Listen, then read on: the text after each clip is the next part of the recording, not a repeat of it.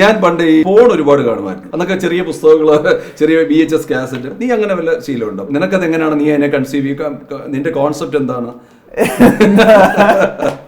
ഇതിൻ്റെ അകത്തൊക്കെ കാണിക്കുന്നതെന്ന് പറയുന്നത് എസ്പെഷ്യലി വുമൺ ഒരു ഓറിയന്റ് കാണിച്ചിരിക്കുന്നത് അവരെ ഒരു ടൂളായിട്ടാണ് കാണിച്ചിരിക്കുന്നത്. ഓക്കെ, ആ ഒരു പോയിന്റ് ഓഫ് വ്യൂവിൽ കാണുന്നത് എനിക്ക് ഐ ഡോണ്ട് തിങ്ക് സോ അതത്ര നല്ലൊരു കാര്യമാണെന്ന്. അങ്ങനെ ഒരു രീതിയിൽ സ്ത്രീകളെ ടൂളായിട്ട് കാണുന്ന ആൾക്കാരുടെ മനസ്സിൽ ഇത് തന്നെ ആയിരിക്കുമല്ലോ. അതുകൊണ്ടാണ് മെയിൻലി ഈ റേപ്പും മറ്റു കാര്യങ്ങളും എല്ലാം നടക്കുന്നത്. കാരണം അവരുടെ മനസ്സിലുള്ളത് ഇങ്ങനത്തെ കാര്യങ്ങളാണ്. ഓക്കെ, പക്ഷെ അല്ലാതെ എന്താ പറയുന്ന ആർട്ടായിട്ട് കാണിക്കുന്ന ഇപ്പോൾ സിനിമകളിലും ഒരുപാട് രീതിയിൽ കാണിക്കുന്നുണ്ട്. ഒരുപാട് ഇപ്പോൾ അച്ഛൻ എഴുതുന്ന പുതിയ നോവലിനും ഒരു പ്രോസ്റ്റിറ്റ്യൂട്ടിൻ്റെ ലൈഫിൽ ഓറിയൻറ്റഡ് ആയിട്ടാണ് അച്ഛൻ എഴുതിയിരിക്കുന്നത്. ഓക്കെ, ഒരു ആർട്ടായിട്ടാണ് കാണിച്ചിരിക്കുന്നത്. അവിടെ ഒരിക്കലും ഒരു സ്ത്രീയെ എക്യുപ്മെൻ്റ് ആയിട്ടാണോ അങ്ങനെയൊന്നും കാണിച്ചിട്ടില്ല.